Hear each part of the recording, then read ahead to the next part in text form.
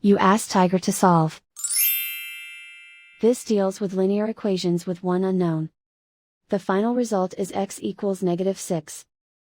Let's solve it step by step. Group all constants on the right side of the equation. Add 25 to both sides. Simplify the arithmetic.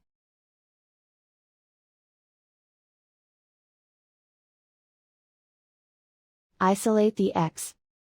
Multiply both sides by inverse fraction 3/2.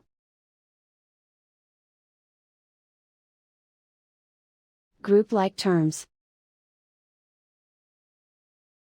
Multiply the coefficients. Simplify the fraction. Multiply the fractions. Simplify the arithmetic.